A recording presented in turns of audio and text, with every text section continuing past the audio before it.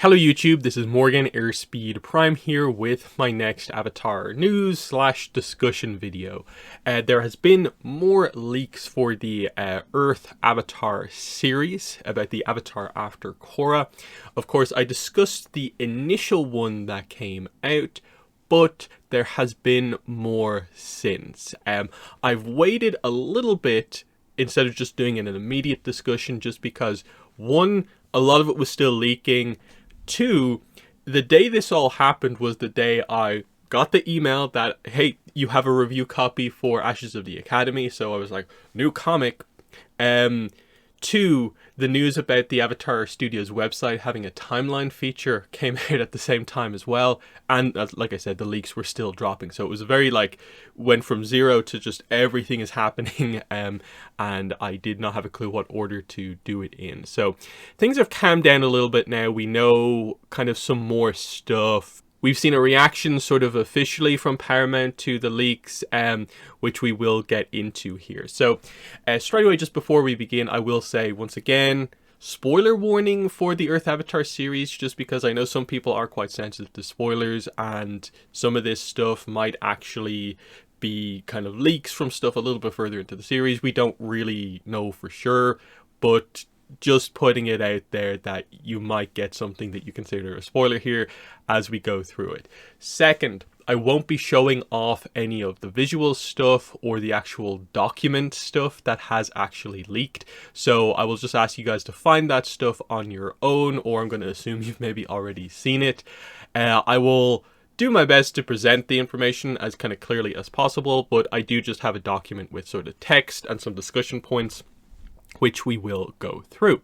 Let's jump in here. So straight away, I think we need to talk about just the idea of what actually are the leaks. Now we have sort of two sort of stages of leaks. So the initial one that I already covered, that I saw months ago that just came out a few days ago, is it basically consists of, it is a 1 minute long video of an animatic of, I think it is the first episode. And this basically depicts a quick scene of the character Jay flying through one of the haven cities, we think it is Elora, on an airbending sort of powered hoverboard. We get the idea that everyone seems to love Jay.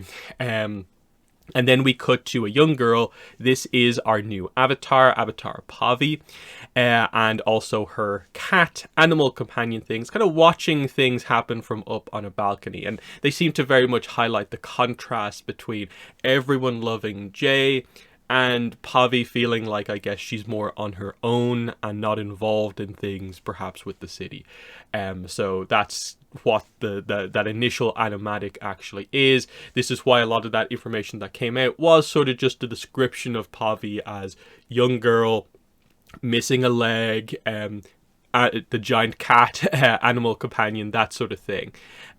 This seemed to come with some kind of text confirmation from the source at kind of Paramount that covers basically the context behind some of this stuff. And this is where the idea of what Korra did to sort of create or remake the world or whatever, we'll get into it, and also the dynamic with the fact that there are twins and what's going on there. That's where that actually came from. There is also, I think, a few other little bits and pieces that maybe isn't out there as clearly, but you know, I think the main stuff is clear. This was then followed by the newer leak that happened a few days after this, which consists of it's a document with 25 pages of storyboards from, again, I think it is probably the first episode. Then we have probably one of the more interesting parts of it from a character perspective. We have the casting script basically for the twins. So this is part of basically them doing the casting process for this. Interestingly, straight away, they want one voice actor to voice both twins. And so there is there's a drama scene, there's like a comedy scene, and there's a bit going on in this. Of course, they do it in a way where they sort of change a lot of the Avatar specific terms to more general terms to sort of hide what franchise it is, but it's pretty clear that it's Avatar, as we'll maybe get into here. So that's there as well. There is an initial, I think, early concept art piece. It is in full color, but I think compared to a lot of the other stuff that's from actual production, it seems clear that this was probably just a visual. This is where we're heading in, depicting, it looks like an earlier design for Pavi and also Jay in the wastelands with sort of a spirit vine sort of affected city in the background. Again, there's no explanation describing what it is, so it's more down to interpretation. But it seems quite a bit different than what seems like the more final designs that we have had here. That's why I say it's an early concept arts thing. And then I think the last image is what seems to be a full colored turnaround sort of like stock image of what seems to be the final designs for Pavi and Jay. You've probably seen maybe these ones out there quite clearly. It looks like it's basically Studio Mir animation or art. It seems very much like, yeah, that seems pretty finalized, of course. And you see Jay in the almost like pro-bending kind of uniform style thing that we'll kind of get into a little bit. And of course we get design for Pavi, which I think has been met with mostly a pretty good response. So we'll get into some of that stuff here. So just to get across like that, that's where all of this information comes from here. That there's a little bit of text context from a source, but most of it is a minute of animatics, some storyboards, and some concept art. And a lot of it is down to sort of interpretation, how you're viewing a lot of this, rather than there being, I think, that much super concrete information. So we probably need to tackle as well, is it real? What are my thoughts on this overall after all of these leaks? At this point, I think it's pretty clear it is real. It feels undeniable at this point. Two separate, unrelated leaks that happen to match up. The series code name, which we get from one of the documents, is Aurora. This matches what some Paramount Nickelodeon staff members have on their LinkedIns as working on a project called Aurora for the last few years. That lines up very nicely. If it is a fake, it is one of the most incredibly elaborate fakes, I think, that we've ever seen come out there. That, again, faked animatics that match up with faked storyboards, that match up with fake information, that match up with fake concept art and fake potentially final art. It's a bit much at this point, I think, to be overly skeptical about this. And then probably the thing that makes it really clear is that places like Reddit, where some of this stuff was posted kind of publicly, copyright taken down. I don't know if we have actual confirmation it was for sure by Paramount, but I'm guessing if it was a copyright takedown, Paramount, by virtue of kind of owning that imagery, basically is the only one able to basically do that. So why would they take it down if it wasn't real? That whole idea. They've basically outed themselves a little bit here. So kind of feels a bit weird to be overly like it's not real. The better angle to have on this is just that, hey, a lot of the actual information here is not from absolutely finalized stuff with the series, and some of the description stuff might be a little bit vague and not super representative of what is actually being seen. So that's more, I think, of the angle to have about this, is that like the stuff that's there is real. How much you lean into locking in all this information in place is more up to you. So let's get into the details here, and we'll be mixing both of these things together to try and kind of create the most strongest picture of what we have. So this is the setup basically in between eras. Something happens in the world later in Korra's era. Again, I don't think we have a timeline on this. I'm guessing at least a decent amount of time has passed. I don't think they're just going to be like 2 years after the end of Korra, everything just went bad and Korra died very young or whatever. There's going to be a little bit later. How long later?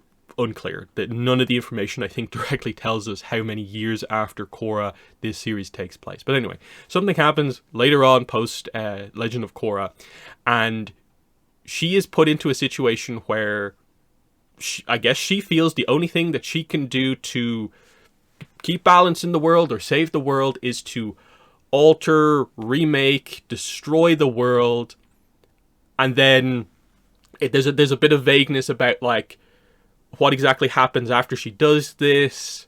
What has she actually made? What has she destroyed? But the result of it is that after doing this thing, we move the cycle on to the next Earth avatar, and now humanity lives in 7 safe haven cities, bringing up the subtitle of the series, which seems to be 7 havens. And that's the whole idea here. And then basically the rest of the world seems to be a wasteland that is basically battered by lightning and sandstorms. And there's like auroras, there's basically spirit lights to a certain degree in the sky. And it just is sort of like we've kind of almost gone back a little bit to beginnings, but in a slightly altered way, because it doesn't seem like the line turtles are involved here, but who knows. And the result of this is that this seems to suggest and mean that the 4 nations are basically no more. What isn't quite clear from maybe some of the wording is sort of the idea of like Korra has quote unquote destroyed the world or something like that. Is when you say that, like, what does that exactly mean? As in, has there been some giant disaster and Korra has made the 7 cities? And because those cities are not quite the 4 nations, this has effectively created this situation where for humanity to survive, they just live in 7 cities scattered across the world, and the groupings are not the same as the 4 nations used to be. Or, are we actually talking about like that the entire map of the world has been altered by what Korra has done, and the continents are like different, like literally the Fire Nation being those islands, like those islands are no more, they're mashed together into this completely different continent. A lot of vagueness about the kind of wording on some of this stuff, but the big thing here just seems to be that there's a noticeable shift in terms of our understanding of the Avatar world from Korra's era going into the era of Pavi here. The exact scope of that, again, hard to say. Now, obviously, the idea is like literally what is said, something happens, is basically pretty much the exact wording in the text that we have. Something happens, Korra does something. There's so much context that is needed here. Like, do you really think they're going to have Korra do something so giant, crazy, without giving us good context, good reasoning behind theoretically the thing that probably maybe leads to her death, the end of her era? This is, I'm guessing, going to be hugely impactful, hugely emotional. I'm guessing they're going to have to frame this to a certain degree as like a big heroic sacrifice in some way. They might frame it as a bit of a mystery of like, why did Korra do this? Like, does everyone know why this happened? Or does everyone view it as like, to a certain degree, Korra did something crazy and like the Avatar kind of like caused a disaster? There's a few different ways you could handle this, but my ultimate take on it is just that somewhere down the line they're going to create a good reasoning behind why this happened for Korra, that makes a lot of what the situation is in the Earth Avatar's era make sense. So there's that.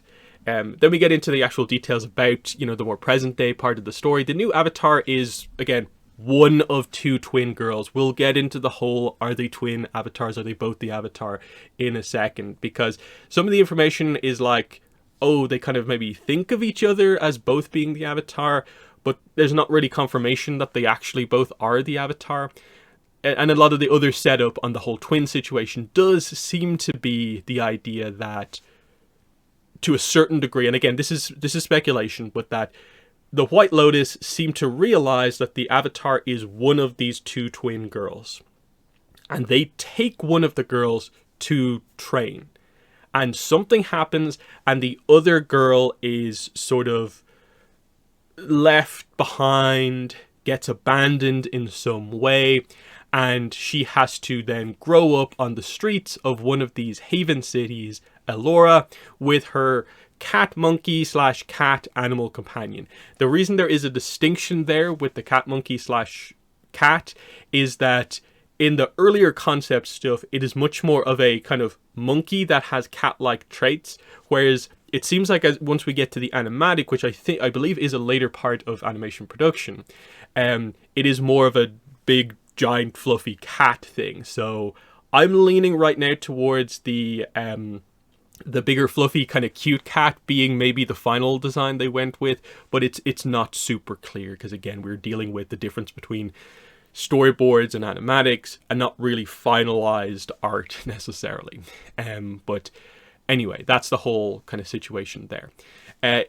It seems like the idea is that the White Lotus ended up choosing the wrong girl. They didn't choose the one who actually is the actual Avatar, because that is part of what the text leak is the idea that they chose the sister, but Pavi is actually the Avatar.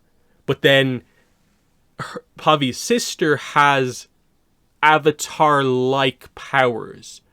And it's unclear if by that they mean that she demonstrates traits that actually are Avatar things, or she's just a very powerful bender who, because of the quote-unquote confirmation that one of the twins is the Avatar, they're like, this girl's powerful enough to be the Avatar. But it's somewhat unclear. But we'll get into some of the other stuff as we go forward, of course, here. So that's a really cool contrast of, like, one of them grows up in more of the kind of privileged position, watched over. The other one is just kind of forgotten, has to survive on the streets. And what is going to bring them back together? That's the whole idea. So yeah, the Avatar's name is Pavi, as far as we are aware. As the story properly starts, she is 9 years old, and of course her twin sister is the same. She lost one of her legs in the past and wears a prosthetic replacement. Now, the question probably naturally comes up is the incident in her early childhood where she lost her leg is probably related to, again, the other incident in her early childhood where she was somehow separated from her sister and the Order of the White Lotus. Now, the exact timing of a lot of this stuff, I suppose, changes the perspective on what happens. Was she injured? And so the White Lotus decided that, oh, it must be the non-injured girl. Or was there actually some sort of thing where both girls got attacked, and in the incident where she lost her leg, they thought she was potentially killed and they had to kind of leave her without checking? We don't know. There's a bunch of ways you can do the situation where there is a good or bad reason for why Pavi got left behind in some sort of a way. But yeah, she now wears a prosthetic kind of replacement. It seems to be kind of one of those kind of like you see in kind of the Paralympics, like the runners kind of wear the kind of like blades almost. So it looks like it's a prosthetic suitable for someone who is quite active, and she is able to earthbend as far as we're aware. Because the storyboard clearly shows some pretty fluid earthbending on her part, and that the loss of her leg doesn't affect her too badly, but we'll have to wait and see what the specifics are on that. This is a little bit unclearer because I'm not sure I've actually seen the actual source of some of this stuff, but it seems like one of the main plot things that happens early on is that a spirit, potentially a giant eye spirit, glowworm maybe, who knows, attacks the city. So I'm guessing that is Elora, the Haven City. And this seems to result in the sisters reuniting. The plot seems to be like the mayor of the city is taken by this spirit during this attack. And I'm guessing we, of course, need the sisters to train together under the White Lotus. I guess get the mayor back. But one thing that is not present in any of this material is, what on earth is the plot of the series? Are we trying to reverse the situation that causes us to have to live in Haven cities? Is it the case that the spirits are the result of all this happening and we're trying to fix that dynamic? It's unclear. So there's so much we don't know about this. So I think it's just one of those situations for anyone making their mind up on the basis of some of these story ideas built into the premise of the show. There's still so much that we actually don't know here. So getting a little bit more into characters. So our avatar, of course, is named Pavi. Notably, in the casting script thing, she is referred to as Priya. And yeah, her description is that she's kind of like independent, a reluctant hero.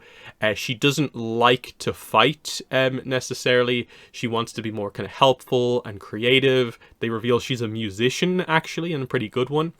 She lost her leg in an incident in her early childhood. She has the cat monkey slash cat companion, which I kind of clarify here. So we'll have to see what it is. At least in the storyboards, this character is called... I'm assuming because we're kind of going for kind of, like I say here, we're going for kind of India, Bangladesh, Sri Lanka, that kind of part of the world. This is meant to be like Jeet, as the kind of pronunciation of the cat's name.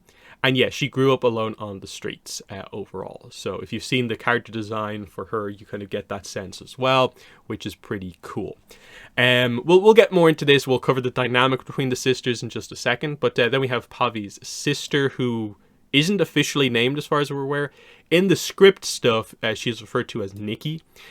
So because they did Priya becomes Pavi, maybe they're going to commit to that here as well, where Pavi's sister will have a name that begins with N, but that is just speculation. So yeah, the description for her sister, who again was chosen by the White Lotus and taken, a very different upbringing, I guess, than her sister. Her sister knows how powerful she is, fears being forgotten and not accepted. She's awkward but acts confident to hide it. They highlight that she does have a wild side, and when that comes out, she can be quite like creative to a certain degree. So very much like kind of opposites here. That's the other thing they present. They're kind of like twins with kind of mirrored kind of approaches is definitely what they seem to be going for here. Again, you can maybe sum this up a little bit more as like Pavi is sort of Aang-like, and then her sister is maybe more Korra-like. You can sort of see with the not wanting to fight, more focused on the creativity. Whereas, you know, Korra was a little bit more like about like identifying herself on the basis of her powers and stuff like that. But obviously they're going to be more unique dynamics. They're not going to be carbon copies of that stuff because of, well, the reason that they have different lives is because of stuff that happened in the past, and that has shaped them to a certain degree. And especially because they're like 9 years old, like it creates a quite interesting dynamic in terms of thinking about maybe the future of the series and overall. But yeah, we'll get into that a little bit more in a second. The other character, the only other kind of character of note from this stuff is the character Jay, who seems to be, again, I'm really bad at hitting ages correctly, but at least to me, I view it as like, at the absolute youngest, we're thinking that this guy is maybe 16, but I'm leaning probably more 18 to 20, maybe a little bit older with him. Very hard to guess though, but either way. He's an airbender because we see him on a kind of airbending powered hoverboard early on. He also seems to be positioned, at least initially, as a guard or soldier within Elora, but is probably going to be revealed to be an Order of the White Lotus member who, this is more from the storyboards, I think, seems to be watching over Pavi. Now, it's unclear, is he just doing his job as guard and he sees someone trying to kind of get out of the city and he watches her because of that? Or is he watching her because actually the White Lotus have been sort of keeping track of the other sister, or they've just recently found her in some way or become suspicious that maybe this is the sister? It's hard to say. The result of this is that like he chases after her, and this seems to be maybe where we get maybe Jay and Pavi outside of Elora in the wasteland. And also potentially this is where maybe the incident with the spirit happens, the sisters end up meeting up maybe shortly after this. It's hard to fully piece everything together because there's not that much kind of super clear-cut information, in the sense that I'm not actually fully sure the whole Jay White Lotus thing is fully confirmed, but again, the early concept art clearly shows Pavi with a companion who is an airbender absolutely wearing White Lotus attire. So my guess is he's White Lotus, but his role to be undercover sort of within the city is as a guard. That's the point I'd say there.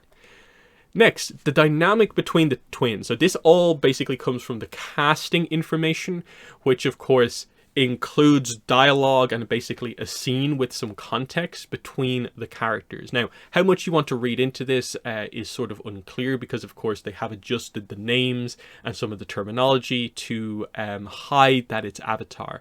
Like, for instance, instead of them talking about sort of like the White Lotus compound, it's the Black Rose compound, which is, it's so blatantly clear that they've just reversed those terms basically, but that is the situation. And again, all the dialogue back and forth is going to be between Priya and Nikki, but it's actually Pavi and her sister, you know, that whole idea.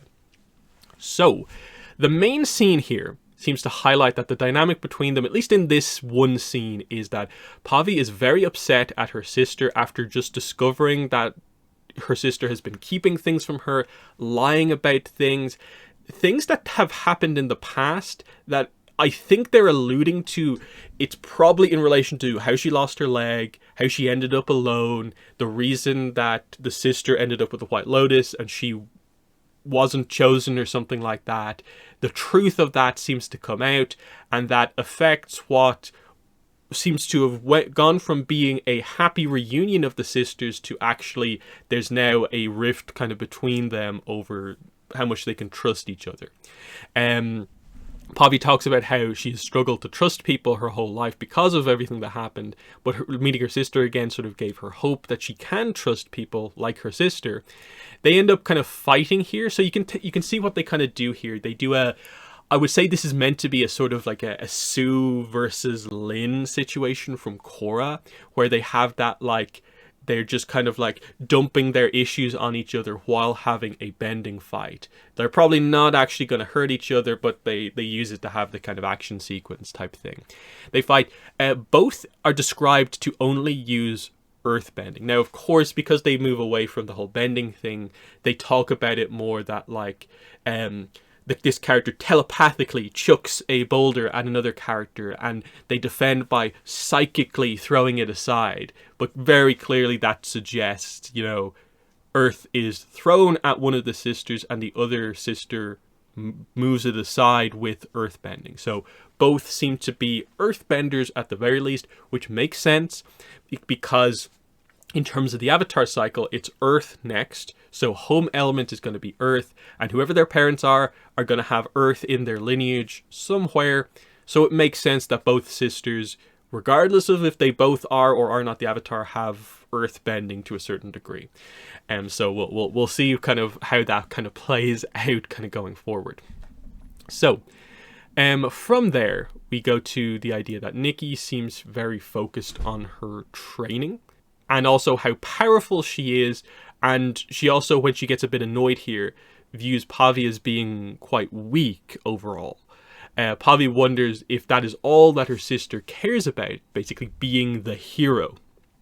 And this is what they're kind of leaning into here, is that Nikki really bases a lot of kind of who she is on, well, the White Lotus basically seem to have told her she is the Avatar. She's training to that goal, to be the savior, to be the Avatar for the world, and that has now become a major part of who she is. But we see that Pavi, I guess, has maybe a little bit more sort of life experience, despite being 9 years old, by living on the kind of streets around people, and so kind of maybe can see through this a little bit. But overall, so yeah, Nikki seems to think that this is all there is. It's just about being the hero. She has to do everything she can to become the true savior. And this is where we bring up the idea of, they use the term savior, I believe it's twice in the script. And I think context definitely leads you to believe that savior is a kind of replacement word for Avatar.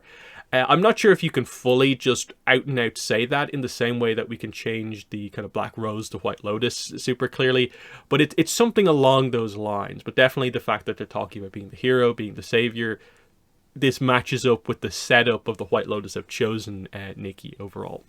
So Pavi thinks that this over focus on becoming the hero, the Avatar above all else, will mean that her sister will never have a real friend.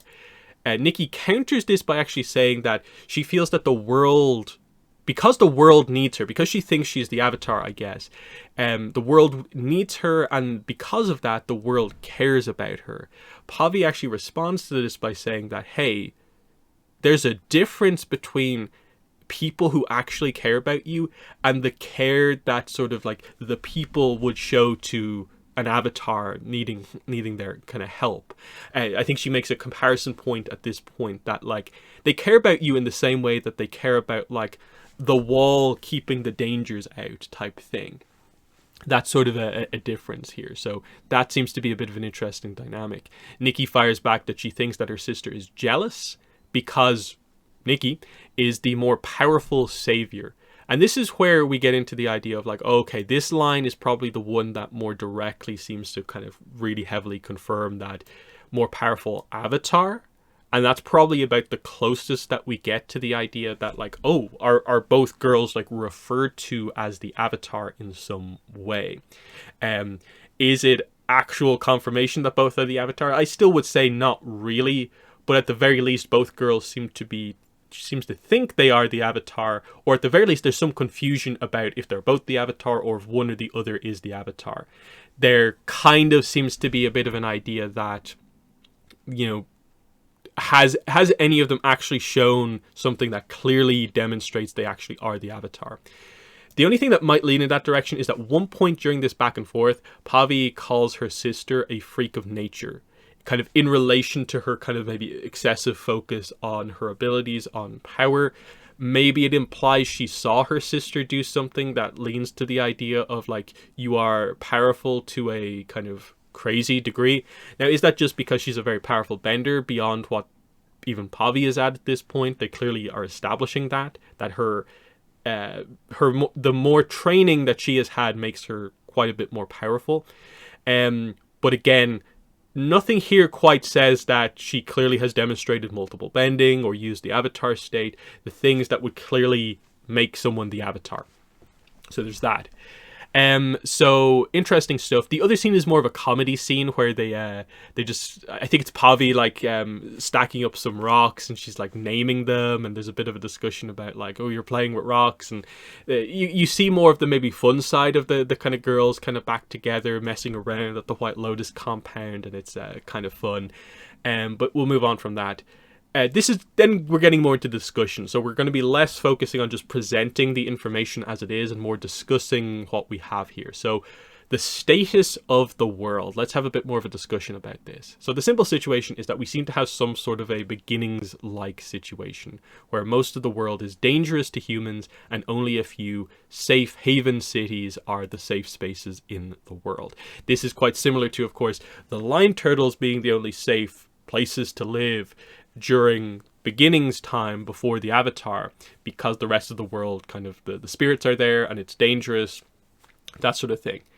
And you might think that, oh, maybe it is just a repeat of that to a certain degree, but actually I think there is a noticeable difference here, is that the obvious speculation of spirits taking over the rest of the world and everything being spirit wilds seems to be countered by the fact that everything outside seems to be a wasteland that is actually kind of constantly like beset by storms, lightning, sand, and there is a description, I think, in the casting script that kind of highlights that outside the sky like almost like burns with energy as the lightning storm happens. That like it's not just that the weather is bad, but that like there is something not unnatural to a certain degree about what has happened to the world outside. So that creates an interesting situation where obviously the safe haven cities, I guess, are somehow protected from like lightning strikes and the sandstorms like maybe overly impacting the actual like place. Now it's unclear if we know if there's an actual like shield or something like that is present in these cities that prevents energy from coming in or spirits from coming in, stuff like that. The spirits, apart from like that potentially a giant eyeball spirit is what attacks at one point in the story, there's not really a lot of mention in any of this of spirits overall. And that's why I think this is a quite interesting point, is that most spirits seem to have some sort of a connection to and want to protect nature. So spirits wouldn't really want a wasteland because that sort of counters sort of what they typically want. They want to live in nature or around a place where there is spirit vines. But as far as we're aware, the wastelands don't even have spirit vines in them. And that potentially spirit vines are maybe only found in or around the Haven cities. So there is some interesting stuff here where I think the suggestion is sort of like, it's probably not as simple as just spirits being the cause of everything. There's clearly something going on here that relates to spirits, because there's the aurora in the sky over, we assume, like Earth Kingdom kind of previous, like Earth Kingdom territory, not just the northern and southern lights type thing, but that there's maybe some sort of a dark spirit sort of effect on the world happening. But why, how, what exactly happened, it's again, pretty unclear. So yeah, there are crazy storms, weather, and lights in the sky. Obviously that suggests spirit stuff gone awry to a certain degree. But yeah, the spirits, as far as we're aware, wouldn't really want to live in a wasteland. That would be bad for everyone, because like the reaction of, like, say, Heibai effectively goes dark because his forest gets like burned down. It gets sort of temporarily turned into a bit of a wasteland. You can't imagine the spirits wanting that to happen. So is that maybe more of the angle that's happened here? That just the world, something has happened and nature has been destroyed for some reason, and nature is maybe only found in or around the Haven cities, and it might actually create an interesting situation where maybe humans and spirits do live in the Haven cities together, but I don't actually know. That is just sort of speculation, trying to kind of think about what the unique dynamic is.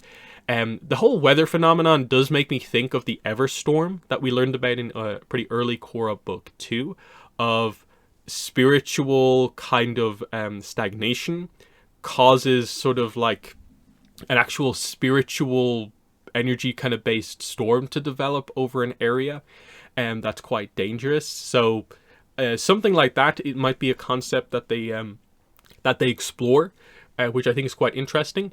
But yeah, it does feel maybe it's a little bit too simple, to the point that, oh yeah, it must be spirits. I would like a spirit focused kind of plot like this, and I assume they are going to be quite heavily involved, but is it everything? I don't think so. I think there has to be something more. And again, this is where we don't know what the plot is. You know, the spirits taking one of the leaders of one of these towns for what, to what end? Like, if it is Glowworm, he wants human sacrifices to empower himself, but why specifically the mayor, when theoretically he probably could have grabbed a guard that kind of goes outside into the wilderness, because they seem to have gear that allows them to be at least a decent bit okay outside in the wastelands. But you know, what's going on here? This is where we just do not know what the plot of the series actually is. Then one of the last topics here is the idea of twin avatars. So let's actually address what is and isn't here about this. As I say it here, from the stuff I've seen, I don't think anything directly and very clearly confirms that both twins have the powers of an avatar. I think very clearly they are leading you down the path of, a part of the plot is very much about, does anyone actually know which one of the twins are the avatar? As in, they both think they are the avatar. A lot of people are looking at both of these twins with the idea that they might be the avatar. But there isn't that much stuff that really just flat out says they both have the full powers of an avatar. Now, we'll see what path they end up going in, but I think that is the kind of idea here, is that, you know, I think it is going to be more of a, because we don't know who is the avatar, we kind of have to treat them both as if they are the avatar rather than anything else. But there's probably going to be some stuff that leads us one way or the other at some point. But yeah, I do think that, you know, this is a part of the reason why some of the backstory plot does seem to be about the White Lotus at some point choose one of the twins. Why would they do that if both of them are the avatar and they know that for sure? And there's a lot of kind of little bits and pieces like that kind of, you know, you think about that. But yeah, and then this is the point here, to actually get confirmation that both are the Avatar, we have to see something like that. We have to see the idea that both of them are capable of bending more than their home element, which again, both of them seem to be confirmed to be earthbenders from this stuff. We would have to see, I think, both of them be able to use the Avatar state, both of them be able to talk to past lives and or Rava. And again, none of the information here directly says that. In the scene where the sisters fight, everything is described as earthbending. And then there's the whole idea of like, if the White Lotus already have an Avatar in Nikki, why do they need the other sister? Why do they think the other sister is also of note as well, if they have no reason to believe that she also has Avatar powers? And there's a variety of different ways they could go with this, but I'm interested to see what they actually do. So yeah, unless potentially, like, this might actually be part of the plot, because Nikki in all these years has never shown multiple bending or a major spiritual Avatar power. This is maybe why they begin to look for the other sister, maybe thinking that we actually have made the mistake. We need to find the missing sister because she probably is the Avatar. And obviously they keep both of them on hand because Nikki is still obviously a very powerful bender and maybe could still be the Avatar, but it's maybe better that the twins are together, to train together, to, you know, push each other to become as best as they can be and maybe demonstrate those Avatar powers eventually. I'll pretty quickly run through this because there are a lot of sort of like technical issues that come up with trying to do twin avatars or splitting up the abilities or even using the dark avatar, which again, I would note, Rava, dark avatar, these concepts are not addressed anywhere in the actual information. So anyone talking about this stuff is just speculating on the mention of theoretically both characters talking about each other as if they are the avatar. So one, dark avatar is probably, I think, the easiest thing to rule out because one, the four elements are not a part of the dark avatar and never have been. You can stretch, and I think it's a giant stretch, to maybe say that the dark avatar, if there is another one, could have the home element plus water because it's from Unalaq, the original dark avatar. But as far as we're aware, there is no reincarnation cycle there overall. That shouldn't really be the case. Not to mention, so Vaatu being reborn in someone shouldn't make sense. Not to mention how long ago Unalaq died in comparison to what we actually expect Vaatu to be and stuff like that. I really think there's a bunch of stuff that probably prevents this from actually being the situation, unless they have a really complicated technical explanation that we just can't think about right now. So I would right now pretty confidently rule out the Dark Avatar, just because I don't think it's a concept they're going to want to use until way into the future, thinking about the next harmonic convergence. 2, the Avatar is the merging of Wan's spirit with Rava. The cycle is Rava being reborn in Wan's reincarnations, basically. The reincarnation of one person. So, as in, she is bonded with one spirit. The twins are, of course, they're twins, but they're still two individual people. Every other twin example in Avatar highlights this. So, Rava should only be bonded to one of them. At a stretch, and again, I think it is a stretch, you can maybe see the idea of like, split the elements up, just because it's maybe more of an energy thing. But the Avatar powers should be only with one. But this gets complicated because they're both earthbenders, so you can't really ever evenly split up the elements, because for sure they're both earthbenders. So if you try to split up the abilities, then all of a sudden one is going to have multiple elements but not one, and then it just gets, I think, a bit overly complicated in terms of how they do it. They might do maybe a really unique, interesting concept where they somehow get across the idea that these are special twins, where like it is some sort of a weird split soul situation where like actually Rava is in both of them because their spirits are entwined. But that would have to require basically introducing kind of new mechanics about how dual avatars works, about the idea of, if one activates the avatar state, it automatically activates the avatar state for the other. And I think I go into that here, how does the avatar state work if they are both the avatars? Because this will be the main demonstration of that, using the avatar state. How does it work? What if one twin, thinking about the future, dies before the other? Are there two avatars now? Does one of the twins dying mean that basically Rava moves on and just that other twin is not the avatar anymore? There's a lot of technical questions, and I'm wondering, is it worth it, basically, this idea of the potentially cool idea of having these two twins, both able to use all four elements, both able to do like dual avatar state scenes together, potentially, versus the millions of probably how does this work questions that are highly likely to come up because of some of the details surrounding this stuff. And then just because, I feel it's important to kind of present this as clearly as possible. What is the actual evidence in the material for them both actually being avatars?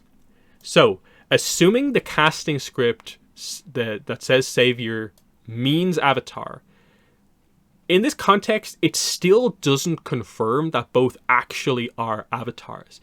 To me, that just says that both of them think or have been told they might be the avatar. And I think this is maybe why you can see that maybe in Nikki as a character that there is the sense of, I am powerful, but I have insecurities about it, because maybe she doesn't know for sure she is the avatar, and that gets in the way of everything she's been told. Bit of that Yoon dynamic kind of type thing going on, I think. So there's that. Pavi calling her sister a freak of nature.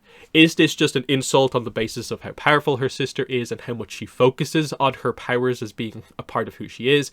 Or has Pavi seen avatar powers demonstrated by her sister? Again, speculation.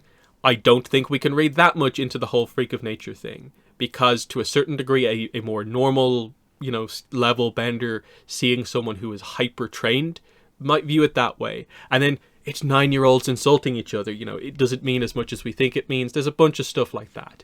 Then probably the other big one here is, again, this is more from the text information, but apparently it was described that the sister still has apparently avatar-like powers, even though Pavi is the avatar. Now again, that's a vague term. What does avatar-like powers mean? Because I don't think you can immediately jump to think that means demonstration of at least two forms of bending. It doesn't necessarily mean avatar state, because if it was one of those things, you just say she demonstrates avatar powers. So my guess probably is just that this means she actually just is a really top tier bender. She is super skilled because she has been trained by the White Lotus from potentially the super early years. And so she's elite level at this age, especially if she has this kind of mentality of, I have to be the savior of the world type thing. That's quite interesting. So overall, but this same leak that mentions the stuff about the avatar-like powers is also the one that basically kind of seems to point out the idea of the White Lotus takes the other sister, but the one they leave behind is the one who's actually the avatar. So what's going on? And so again, I think it all leads to the idea that for me, the plot point is less probably about them both actually being the avatar, but that, the mystery of which one of them eventually gets revealed to be the avatar and the impact that that's going to have on the two sisters, given that it already seems to have had an impact in their past, is going to be quite impactful and huge. But that is just my thoughts.